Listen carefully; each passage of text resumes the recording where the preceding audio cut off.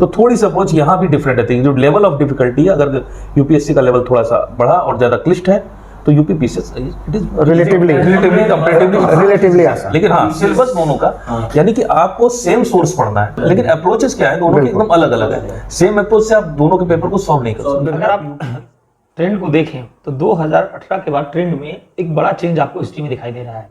जहां पहले ancient Indian history के अंदर वो पॉलिटिकल हिस्ट्री को टारगेट करते थे और आप मगध साम्राज्य, गुप्त, पोस्ट मौर्यन, इन पीरियड से आप पॉलिटिकल क्वेश्चंस पाते थे। शासक कौन, कब बना, क्या रहा, उसकी अचीवमेंट्स क्या रही। ये ट्रेंड अब बदलता हुआ नजर आ रहा है और ये ट्रेंड जा रहा है आर्ट एंड कल्चर की ओर। पीसीएस हो चाहे आईएएस का पेपर हो, यूपीएससी का पेपर हो, दोनों में करंट अफेयर्स जो है बड़ा इंपॉर्टेंट रोल प्ले करता है। स्टेट में भी करंट अफेयर्स की जो क्वेश्चंस हैं वो 30 to 35, कभी कभी 40 तक चले जाते हैं, जिसमें अगर बच्चे ने अपनी कमांड बना ली है अगर, तो उसका प्रीलिम्स जो है वो निकलना 110% पॉसिबल हो जाता है। इकोनॉमी में भी वो करंट से क्वेश्चन बहुत पूछते हैं। जब वो करंट से आते हैं, जैसे फॉर एग्जाम्पल बजट आया, अगर गवर्नमेंट ऑफ इंडिया का बजट है तो वहां से, यूपी का बजट है तो वहां से, इकोनॉमिक सर्वे से क्वेश्चन उठाते हैं वो, प्लस यूपी गवर्नमेंट का कोई इकोनॉमी का डाटा आया है अगर तो वहां से उठाते हैं। खासतौर से यूपी पीसीएस का अगर हम एनालिसिस करें तो प्रीलिम्स के एग्जाम में जनरल कैटेगरी के स्टूडेंट्स जो हैं वो आमतौर पर जो कट ऑफ जाती है सेफ साइड जाने के लिए, जिससे कि आप बिल्कुल अपने प्रीलिम्स क्वालिफाई करने के बारे में निश्चिंत हो सकें, तो 90 to 95 का स्कोर आपको जरूर हासिल करने की कोशिश करनी चाहिए।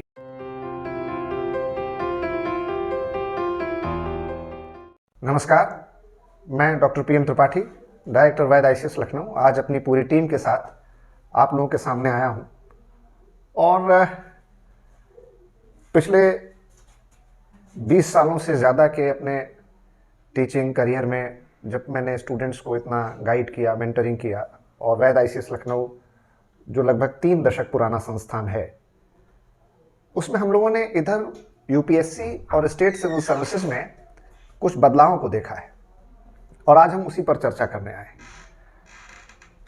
2018 के बाद से यूपीएससी और यूपीपीसीएस का सिलेबस एक जैसा हो गया। Prelims, main exam, interview pattern भी एक जैसा है, लेकिन यूपीएससी और स्टेट पब्लिक सर्विस कमीशन के पीसीएस के एग्जाम में कुछ बुनियादी फ़र्क है, कुछ बुनियादी अंतर है। जो हमारे स्टूडेंट्स केवल पीसीएस स्पेसिफिक तैयारी करना चाहते हैं, उनके लिए आज हम ये ख़ास वीडियो लेकर के आए। जो यूपीएससी की तैयारी कर रहे हैं, जाहिर तौर पर वो स्टेट सिविल सर्विसेज का एग्ज़ाम बहुत आराम से दे सकते हैं, लेकिन उसमें उनको कुछ ख़ास बात यह ध्यान देनी चाहिए कि जिस भी स्टेट सिविल सर्विस के लिए वो तैयार कर रहे हैं, जैसे मान लें यूपी पीसीएस के लिए या राजस्थान के लिए या एमपी पीसीएस के लिए, उत्तराखंड के लिए, मध्य प्रदेश के लिए, या जिस भी स्टेट के लिए, उस स्टेट से जुड़े हुए कुछ हिस्टोरिकल, पॉलिटिकल, सोशल, कल्चरल, इनके फैक्ट्स, फिगर, इंफॉर्मेशन, वहाँ की ज्योग्राफी, वहाँ की टोपोग्राफी, वहाँ के तीज त्यौहार, वहाँ के उत्सव, वहाँ के महत्वपूर्ण मेले, वहाँ पर स्थानीय यदि कोई जनजातियाँ पाई जाती हैं या विशिष्ट समुदाय पाए जाते हैं, तो उनके बारे में अच्छी जानकारी आपको इकट्ठी करनी चाहिए। उस पर आपको नोट्स बनाने चाहिए, उसको तैयार करना चाहिए। और मेरा ये मानना है कि अगर आप खाली स्टेट सिविल सर्विसेज की तैयारी कर रहे हैं, तो फिर आप यूपीएससी के अप्रोच और यूपीएससी के तरीके से थोड़ा अलग हट करके आपको अपने सिविल सर्विसेज का टारगेट करना चाहिए। क्योंकि यूपीएससी में जो सवाल आते हैं उसमें ज़्यादातर सवाल कॉन्सेप्चुअल और एनालिटिकल होते हैं, जबकि स्टेट सिविल सर्विसेज में ख़ासतौर से चाहे वो यूपी पीसीएस हो, राजस्थान हो, एमपी हो, उत्तराखंड हो, उसमें कंसेप्चुअल और एनालिटिकल क्वेश्चंस कम होते हैं, फैक्ट बेस्ड और इंफॉर्मेशन बेस्ड क्वेश्चंस ज़्यादा होते हैं। मिसाल के तौर पर अगर यूपीएससी का एग्ज़ाम होगा तो उसमें match the following, reason assertion, इस तरीके के सवाल ज़्यादा होते हैं, या फिर किसी आर्टिकल के बारे में उसका एनालिटिकल और कॉन्सेप्चुअल ये क्लैरिटी आपसे उम्मीद की जाती है कि आपको होनी चाहिए। जबकि पीसीएस में सीधे सीधे आर्टिकल्स दे दिए जाएंगे और आपको बताया जाएगा संविधान के इन अनुच्छेदों का प्रावधान से क्या संबंध है, इसके बारे में आपको बताना है। इसी तरह से मेन एग्जाम में अगर आप आते हैं तो पीसीएस में पूछेगा कि भारतीय संविधान में राज्यों के पुनर्गठन की प्रक्रिया क्या है, विस्तार से समझाएं।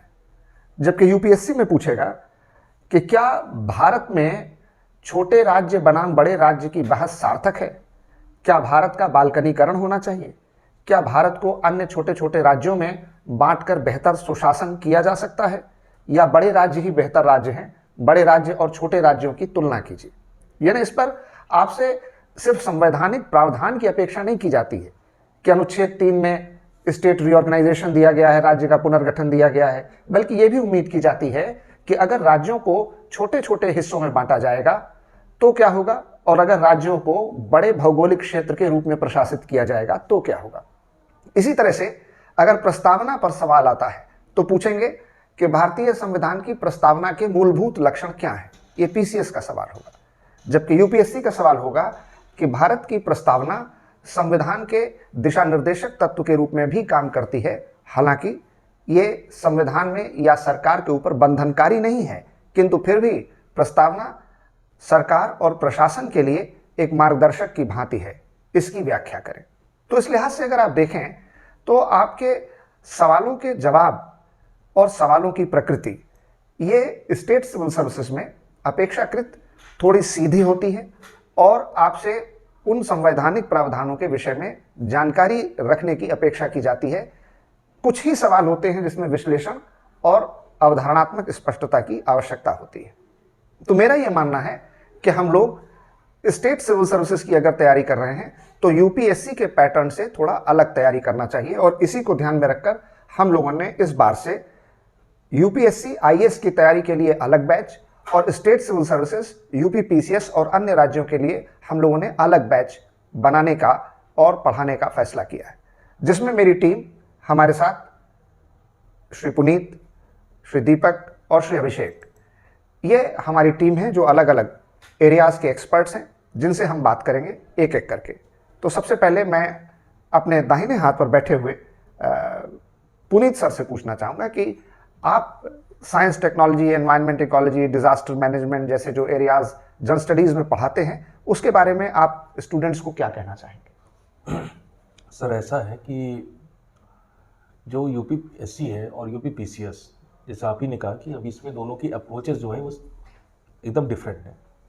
सिलेबस जब हम देखते हैं तो सिलेबस हमें काफ़ी हद तक एक जैसा दिखाई पड़ता है, वर्ड टू वर्ड सिलेबस एक जैसा दिखाई पड़ता है, लेकिन अप्रोच जो है दोनों की, बिल्कुल इनके क्वेश्चन पेपर को उठा के देखते हैं तो बहुत ही different, average level of difficulty भी काफ़ी ज़्यादा बढ़ जाता है। जब साइंस के क्वेश्चंस में हम लोग आते हैं या इकोलॉजी, इन्वायरमेंट के क्वेश्चंस में आते हैं तो यूपी पीसीएस में फैक्चुअल अप्रोच है।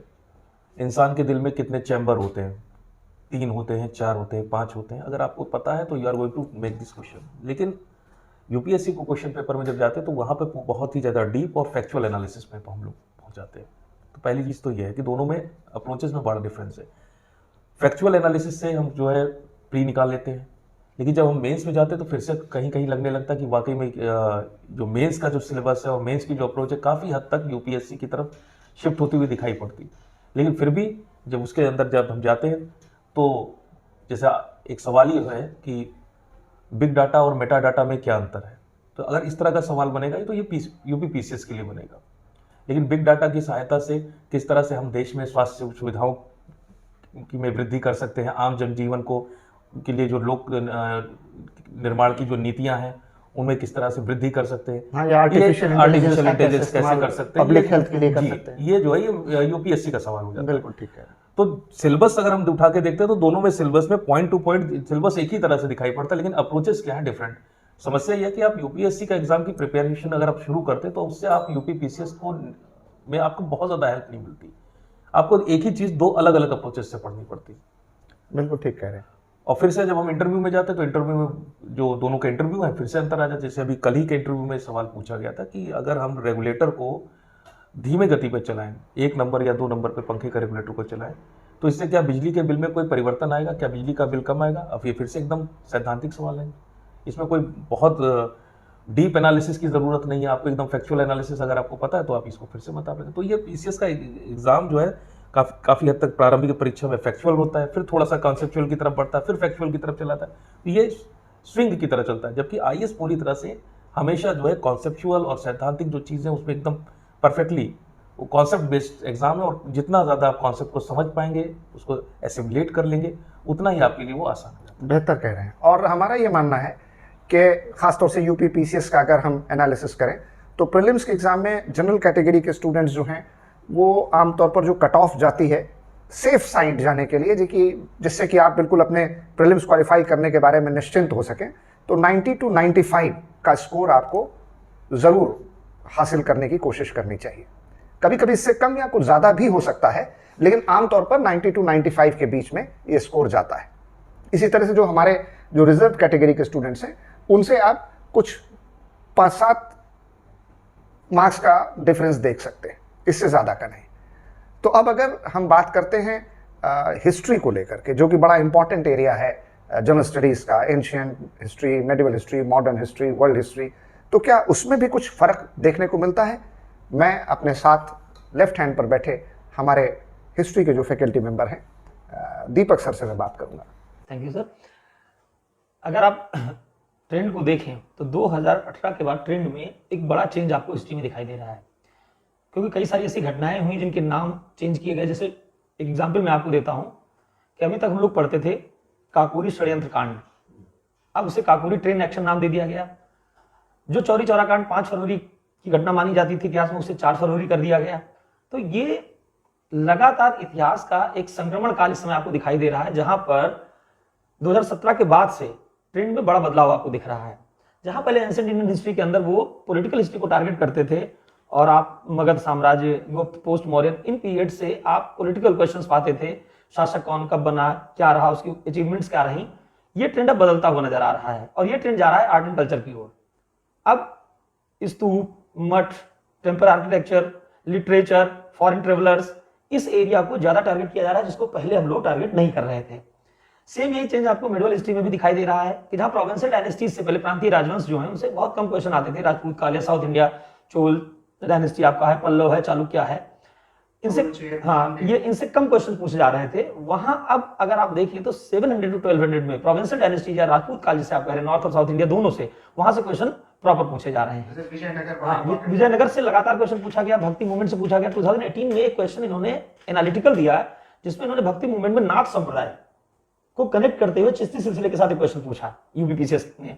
तो ये लगातार बदलाव जो है, अगर हम बदलाव के साथ चलेंगे तो हमें आसानी से क्वेश्चंस कवर करने हैं। जैसा सर ने बताया अभी आपको कि यूपीएससी जैसा कॉन्सेप्चुअल नहीं है, बहुत आपको कॉन्सेप्ट पर फोकस नहीं करना, लेकिन फैक्चुअल है। फिर भी मेरा एक मानना है कि अगर आपके पास कॉन्सेप्ट नहीं होंगे तो फैक्ट्स को रोकना भी बड़ा मुश्किल हो जाएगा, क्योंकि सारे फैक्ट्स आप रट नहीं सकते हैं। तो वहां पर थोड़ा सा अगर हम टारगेट करें, जैसे मराठा है, सिख है। अब ये ट्रेंड सर इधर एग्जाम में आपको लगातार दिख रहा है पिछले 2-3 एग्जामों में कि 1707 से लेकर के, मतलब औरंगजेब की डेथ के बाद से लेकर के 1857 जो पहला फेज है हमारा, जो ईस्ट इंडिया कंपनी के अंतर्गत जो रूल हुआ, उसमें जो क्वेश्चन पूछा इन्होंने, तो बंगाल से क्वेश्चन नहीं आ रहा है, वहां पर मैसूर से क्वेश्चन नहीं पूछ रहे हैं, लेकिन मराठे और सिख इनसे क्वेश्चन लगातार बना रहे हैं वो। इसके बाद रिवोल्यूशनरी एक्टिविटीज हो गई हमारी, ट्राइबल एग्रीरियन मूवमेंट्स हो गए, तो इस एरिया से क्वेश्चन पूरे, और national movement as it is important है और उससे क्वेश्चन पूछे जा रहे हैं। बस क्वेश्चन फैक्चुअल है, अगर आपने उनको पढ़ रखा है, आप रिकॉल कर पा रहे हैं, तो 4 ऑप्शन में से आप उत्तर देने में सक्षम हो सकते हैं। लेकिन मेंस में जब आप जाते हैं तो यहाँ पर एक चीज बहुत स्पेसिफिक हो जाती है कि ये यूपी से रिलेटेड सारी चीजों को जोड़ते हैं। अब हिस्ट्री में आर्ट एंड कल्चर में क्वेश्चन इन्होंने पूछा है, मेंस का क्वेश्चन है कि बुद्धिस्ट जो टेक्स्ट है, आर्ट एंड कल्चर का क्वेश्चन था, बुद्धिस्ट टेक्स्ट की रेलेवेंस बताइए, प्रासंगिकता क्या है। तो कहीं ना कहीं थोड़ा बहुत यूपीएससी के पैटर्न को फॉलो करने की कोशिश कर रहे हैं, एनालिसिस के साथ क्वेश्चन देने की कोशिश कर रहे हैं कि बौद्ध ग्रंथों की आज के समय में प्रासंगिकता क्या हो सकती है। तो अगर आपने बौद्ध ग्रंथों को पढ़ा है और आप ये जान रहे हैं कि किस विषय पर लिखे गए हैं, उनका कंटेंट मैटर क्या है, या क्या वो मैसेज देना चाहते हैं, तो ही आप उन क्वेश्चंस को कवर कर पाएंगे। तो ये थोड़ा सा यहाँ पर आपको देखने को मिल रहा है। बाकी एज यूजुअल यूपी है, चूंकि अगर स्टेट आप दे रहे हैं तो हर स्टेट यही करता है, राजस्थान है, एमपी है, जैसा सर ने बताया, वहां से क्वेश्चन रहते हैं। अब यूपी में पिछली बार प्रीलिम्स में क्वेश्चन उन्होंने पूछ दिया, अब आप उसे यूपी स्पेशल का भी क्वेश्चन कह सकते हैं, हिस्ट्री का भी कह सकते हैं। उन्होंने पूछा कि कांग्रेस के जो सेशन हुए वो यूपी में कितने प्लेसेस पर हुए, आपको नंबर बताना था उनका, तो कितने स्थानों पर हुए। अब इस तरीके के फैक्ट्स जो है अब यूपी में हिस्ट्री को टारगेट कर रहे हैं, तो आपको कहीं ना कहीं पहले अपने एरिया को टारगेट करना है, और उस एरिया पर कांग्रेस के कितने सेशन यहाँ, हाँ सेशन यहाँ पर हुए, किन शहरों में हुए, जो शहरों के नाम आपको बताने थे। तो इस तरीके का जो क्वेश्चन, जो मूव दिख रहा है आपको, एरिया वही है, कुछ में बदलाव किया गया है, बाकी एरिया वही है। बस एरिया से जो क्वेश्चन पूछे जा रहे हैं वो पहले की तुलना में, जैसे हम लोग कहते थे रिपीट कर रहा है, वो रिपीटेशन अब जो है वो काफी हद तक कम कर दिया गया है, काफी हद तक कम हो गया है। तो ये तो हिस्ट्री की बात है जिसमें आप लोग क्वेश्चंस को देख सकते हैं। कट ऑफ के बारे में सर ने बता दिया कि अगर आप 90 to 95 है, सेफ स्कोर है, क्योंकि पिछले 4 सालों का जो रहा है 80 to 90 के बीच में ही रहा है कट ऑफ आपका, ठीक है। और फाइट करना है तो जनरल ही फाइट करने की सोचना है हमें, क्योंकि हमें क्वालिफाई करना है। अब दूसरी बात आती है दूसरे विषय से सर, ज्योग्राफी से। ज्योग्राफी के एरिया में भी जो ट्रेंड में वो कोई बहुत बदलाव नहीं है, लेकिन मैप बेस्ड क्वेश्चंस बढ़ रहे हैं लगातार। मैप बेस्ड क्वेश्चंस पर इन्होंने फोकस करना शुरू कर दिया है। अब यूरोप के अंदर अभी रूस और यूक्रेन का युद्ध चल रहा था, तो उसके आसपास के नेबरिंग कंट्री जो पूछ सकते हैं आपसे, कैस्पियन सागर से लगे हुए देश पूछ सकते हैं आपसे। तो इस तरीके के क्वेश्चन उन्होंने पूछे हैं। तो अगर हम वर्ल्ड ज्योग्राफी में कॉन्टिनेंट्स को टारगेट करें, केवल कॉन्टिनेंट्स को टारगेट करें और उनको प्रॉपर पढ़ते हैं, तो भले ही हम सोलर सिस्टम नहीं पढ़ रहे हैं, एयर प्रेशर विंड के बारे में नहीं पढ़ रहे हैं, मानसून या साइक्लोन के बारे में नहीं पढ़ रहे हैं, तो भी हम कॉन्टिनेंट्स को फोकस करते हुए और इकोनॉमिक ज्योग्राफी का जो एरिया है, आर्थिक भूगोल, जिसमें आपका वेजिटेशन है, नेचुरल रिसोर्सेज हैं, मिनरल्स के बारे में है, हाइड्रो पावर प्लांट्स हैं, अगर हम इनको टारगेट करते हैं तो हम एक अच्छा स्कोर ज्योग्राफी के अंदर भी करके आ सकते हैं आराम से। लेकिन जो भी हमें पढ़ना है वो मैप के थ्रू पढ़ना है, ठीक है। तो यहाँ पर करंट से भी आपको काफी सारे क्वेश्चन जो है सपोर्ट करते हैं, मिल जाते हैं, और ज्योग्राफी से भी मिल जाते हैं। बहुत रेयर है कि ज्योग्राफी में कॉन्सेप्चुअल क्वेश्चन आपसे पूछा जाए। इस तरीके के क्वेश्चंस मेंस में फिर आपको मिलते हैं जब आप मानसून, साइक्लोन, ठीक है, फ्लड या इससे रिलेटेड क्वेश्चन आपसे पूछे जाते हैं। तो वहां पर हमें इसके एनालिसिस के बारे में थोड़ा सा जानकारी होनी चाहिए। और अगर हम डायग्राम का यूज कर सकते हैं मेंस को लिखने के दौरान, सपोज कहीं मानसून पर ही कोई क्वेश्चन आया हुआ, जैसे इसी बार मानसून फेल हो गया, कई सारे स्टेट्स को सूखा घोषित किया जा रहा है, ड्रॉट घोषित किया जा रहा है, तो इस पर कारण आपसे पूछे जा सकते हैं, ठीक है। आपको मैप पर एक फ्लो अगर आप उसका बनाते हैं तो आप एग्जामिनर को बेहतर अप्रोच कर पाते हैं, आप नंबर उठाने में आपको मदद हो सकती है। तो थोड़ा सा मैप के यूज पर फोकस करना है। तीसरा विषय जो है यूपी स्पेशल का बहुत इंपॉर्टेंट है। क्यों? क्योंकि हिस्ट्री में मैंने आपको बताया कि आप इसे हिस्ट्री का क्वेश्चन माने, यूपी का माने, या यूपी का ही क्वेश्चन आप माने। ज्योग्राफी में भी ऐसे क्वेश्चन उन्होंने पूछा एरोरा डैम के बारे में। अब ये डैम यूपी में मिर्जापुर में है, जिस पर उन्होंने क्वेश्चन पूछा हुआ है। एरोरा एक इंस्क्रिप्शन भी है अशोक का, वहां से मिला हुआ है, इस पर भी क्वेश्चन पूछा गया है। तो अब आपको ज्योग्राफी को पढ़ने के दौरान ये ध्यान रखना है कि यूपी से रिलेटेड कौन कौन सी चीजें हैं और उन्हें प्रॉपर फोकस करना है। एक क्वेश्चन करंट बेस इन्होंने सर पूछा, अभी हाल के ही एग्जाम में पूछा गया क्वेश्चन है, जब इन्होंने पूछा कि जो रामसर एग्रीमेंट हुआ हमारा, ठीक है, वेटलैंड को लेकर के, उसमें इन्होंने पूछा कि यूपी के कितने प्लेसेस जो है रामसर के अंतर्गत रखे गए हैं। तो ये क्वेश्चन भी आपका लेटेस्ट में पूछा गया क्वेश्चन है, जो करंट से आपको अपडेट करना पड़ेगा और तैयार करना पड़ेगा। तो यूपी में कुछ एरिया ऐसे हैं जिनको आपको फोकस करना है। जैसे यूपी में आपको यूपी के एग्रीकल्चर और सॉइल को फोकस करना है, यूपी में आपको मिनरल्स को टारगेट करना है, यूपी में ट्रांसपोर्टेशन को टारगेट करना। लगातार हाईवेज बन रहे हैं, एक्सप्रेसवेज बन रहे हैं, एक्सप्रेसवेज पर क्वेश्चन पूछा जा रहा है। अभी हाल ही में इनॉग्रेशन हुआ है, आने वाले समय में उससे क्वेश्चन आपका बन सकता है। किस तरीके से इकोनॉमी को सपोर्ट करेंगे हमारी, किस तरीके से अनएम्प्लॉयमेंट को जो कम करने में मदद करेंगे, इस तरीके के क्वेश्चन आपसे पूछे जा सकते हैं। इसके अलावा आर्ट एंड कल्चर यूपी का बहुत जो है बड़ा एरिया है, इसमें क्वेश्चन जरूर आते हैं। जैसे डांस फॉर्म से आप आते हैं, फोक डांस से क्वेश्चन आ सकता है, फोक म्यूजिक से क्वेश्चन आ सकता है, और जो संगीत के घराने हैं और religious tourism, religious Ayodhya, tourism, Prayagraj, Kashi, Mathura, Srinagar से लेकर के इन्होंने महापरिनिर्वाण टेंपल पूछा, सर्किट बनाया है। सर्किट के बारे में क्वेश्चन हो सकता है कि ये एरिया सर बहुत इंपॉर्टेंट है अगर इनको आप पढ़ते हैं, लेकिन वही ये बहुत predictable बड़ा area नहीं है। ये एरिया अगर आप सर एक साथ मिला करके पढ़ने की कोशिश करें, तो जब आप इंडियन ज्योग्राफी को पढ़ रहे हैं तो यूपी भी उसका एक पार्ट है। बिल्कुल। जब आप इंडियन हिस्ट्री पढ़ रहे हैं तो यूपी भी उसका एक पार्ट है। तो आप कहीं ना कहीं उसी के साथ इसको मैच करके, मिला करके, जोड़ करके पढ़ने की कोशिश करेंगे तो कम एफर्ट में आप अच्छा आउटपुट दे पाएंगे। बिल्कुल ठीक कह रहे हैं। मेरा ये भी मानना है कि बेहतर एनालिसिस और कॉन्सेप्चुअल क्लैरिटी के लिए आपके पास फैक्ट, फिगर और इन्फॉर्मेशन का होना बहुत ज़रूरी है। उसी के बेसिस पर आप एनालिसिस और कॉन्सेप्चुअल क्लैरिटी ला सकते हैं। दूसरी बात यह है कि स्टेट सिविल सर्विसेज को अगर आप पिछले 4-5 साल के क्वेश्चंस को उठा लें, अनसॉल्व पेपर ले लें, या जो पिछले साल के सवाल आए हैं उनको देखें, तो बहुत हद तक आप आने वाले एग्जाम में क्या पूछा जा सकता है, वो एरियाज क्या क्या हैं जो इंपॉर्टेंट हो सकते हैं, उनका एक अनुमान लगा सकते हैं, उनको प्रेडिक्ट कर सकते हैं, उनकी बेहतर तैयारी कर सकते हैं। और करंट पर फोकस दिनों दिन बढ़ता जा रहा है।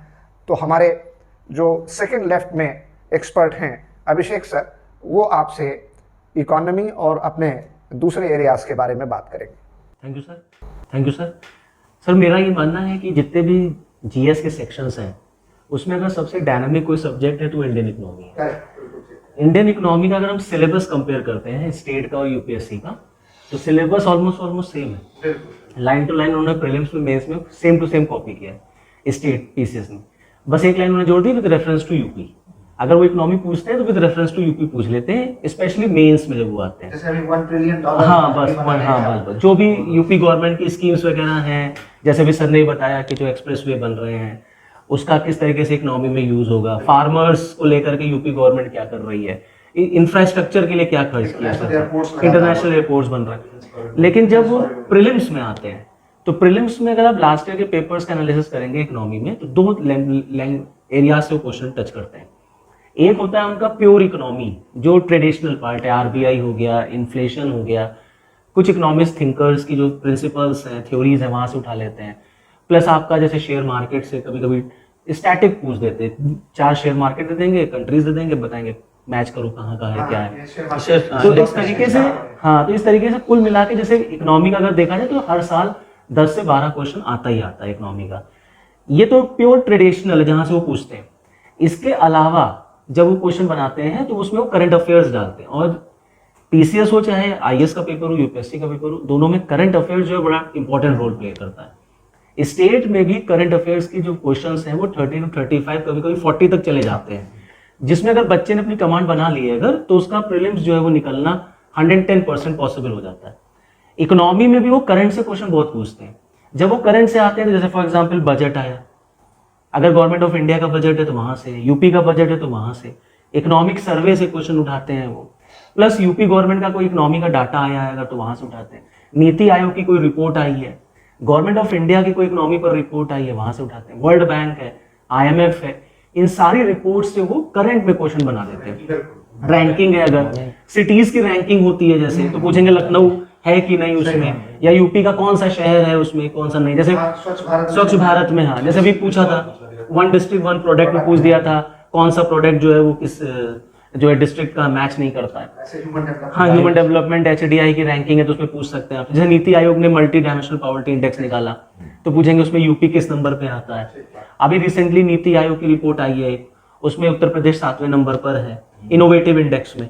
तो अब पूछेंगे, अब जैसे रिपोर्ट आई है तो ये 110% है कि प्री में आना है क्वेश्चन।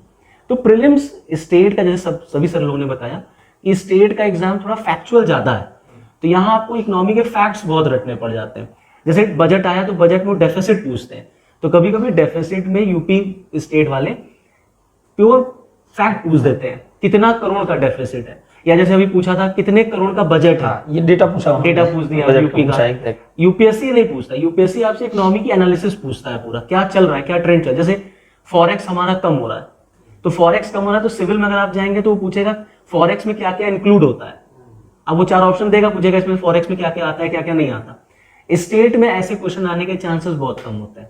बहुत पूछेगा बताओ भारत में फॉरेक्स किसके पास रहता है, फैक्चुअल दे देगा आरबीआई के पास, एसबीआई के पास, मिनिस्ट्री ऑफ फाइनेंस के पास, या किसी के पास भी। तो इस तरीके से वो क्वेश्चन बनाते हैं। जब आप मेंस में जाते हैं तो मेंस में मैंने देखा है कि इन्होंने यूपीएससी के लेवल को टच करने की कोशिश की है। इसी साल जो मेंस का पेपर हुआ था सर, उसमें कई यूपीएससी के क्वेश्चन को इन्होंने रिपीट मारा है एज ए टेस्ट। इकोनॉमी में जो आईएएस में आया था वही इन्होंने पीसीएस के मेंस में पूछा है। तो यहाँ आपको फिर थोड़ा सा एनालिसिस, कॉन्सेप्चुअल क्लैरिटी चाहिए, तभी आप अच्छा आंसर लिख पाएंगे, क्योंकि मेंस में आपके कंपटीशन का लेवल इंक्रीज हो जाता है, बढ़ जाता है। तो इसलिए आपको यहाँ पे एनालिसिस भी चाहिए होगी अब मेंस में। जैसे यूपीएससी ने पूछा पोटेंशियल जीडीपी क्या होती है, स्टेट वाले पोटेंशियल जीडीपी अब क्योंकि आईएएस में आया तो उसको रिपीट कर सकते हैं, बट उम्मीद बहुत कम है कि वो इतना डीप में जा करके पूछेंगे। अगर वो इकोनॉमी से क्वेश्चन बनाते हैं मेंस में तो इन जनरली वो मॉनेटरी पॉलिसी हो गया, या यूपी सरकार की कोई स्कीम है, यूपी सरकार ने कोई महिलाओं के लिए या बच्चों के लिए कोई योजना निकाली, इंफ्रास्ट्रक्चर रिलेटेड है, या बजट का एनालिसिस वो पूछ सकते हैं। इस तरीके से मेंस में क्वेश्चन बनाते हैं। और रही बात अब दूसरे क्वेश्चन टॉपिक, जैसे इंटरनल सिक्योरिटी एक टॉपिक है, वो भी बड़ा डायनेमिक है। स्टेट में प्री में तो आता नहीं क्वेश्चन इंटरनल सिक्योरिटी से, जब मेंस में आप आते हैं तो मेंस में इंटरनल सिक्योरिटी का लेवल वही रहता है सर जैसा यूपीएससी में रहता है, क्योंकि जितना भी इंटरनल सिक्योरिटी का टॉपिक है वो हम लोग विद रेफरेंस टू इंडिया पढ़ते हैं।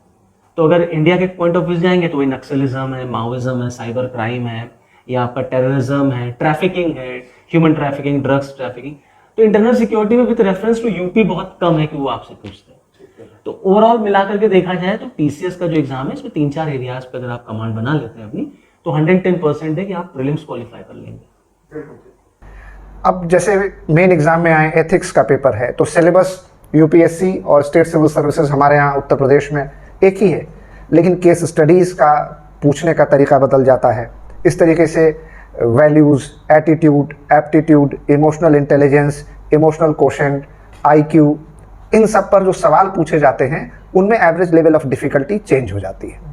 एक बात मैं अपने साथी से पूछना चाहूँगा कि डिजास्टर मैनेजमेंट, सस्टेनेबल डेवलपमेंट, क्या इसमें भी कुछ स्टेट सिविल सर्विसेज और यूपीएससी का फ़र्क देखने को मिलता है?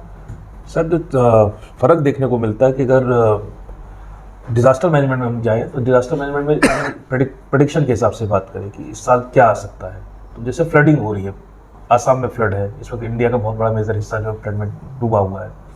अगर हम बात करते हैं अमरनाथ यात्रा हुई है, उसमें जो है बेसिकली एक कैजुअलिटी Cloud burst हो गया था, तो इस पर जो है क्लाउड बर्स्ट वगैरह पर जो है बेसिकली गाइडलाइंस जारी हुई हैं। और आप देखिए राजस्थान गुजरात में बारिश हो रही है, यूपी बिहार में सूखा पड़ रहा है। ला लीना और अल नीनो का क्या प्रभाव है इस भारत में डिजास्टर को लेकर के, तो इस पे अगर यूपीएससी में जाएंगे तो वो बेसिकली वो सीधे सीधे गाइडलाइंस पूछ लेते हैं, पूरे के पूरे डिटेल गाइडलाइंस। यूपी पीसीएस में इस तरह से अप्रोच नहीं लेते, वो बेसिकली पूछेंगे कि डिजास्टर्स को एक लेमेंस तरीके से आप किस तरह से इसको कंट्रोल करने में आपका क्या योगदान रहेगा एज एडमिनिस्ट्रेटर, क्या पॉलिसी डायरेक्टिव्स आपके होने चाहिए। तो थोड़ी सी अप्रोच यहाँ भी डिफरेंट रहती है। जो लेवल ऑफ डिफिकल्टी है, अगर यूपीएससी का लेवल थोड़ा सा बढ़ा और ज्यादा क्लिष्ट है तो UP PCS it is relatively आसान। लेकिन हाँ सिलेबस दोनों का, यानी कि आपको सेम सोर्स पढ़ना है। डिजास्टर मैनेजमेंट में you have to read same sources, लेकिन अप्रोचेस क्या है दोनों के एकदम अलग अलग है।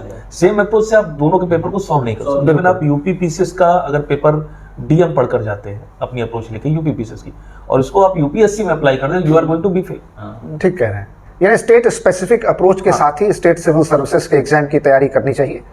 बाकी कुछ खास बातें हैं जो कि यूपीएससी और स्टेट सिविल सर्विसेज के लिए कॉमन है कि कुछ सोर्सेज हैं, कुछ वेबसाइट्स हैं, कुछ स्टैंडर्ड टेक्स्ट्स हैं जो आपको ज़रूर पढ़ने चाहिए। गवर्नमेंट डॉक्यूमेंट्स की कुछ रिपोर्ट्स हैं, जैसे इकोनॉमिक सर्वे है, पब्लिक इंटरप्राइजेस सर्वे है, नीति कमीशन की रिपोर्ट है, तो इन सब चीज़ों पर आपकी पैनी नज़र होनी चाहिए।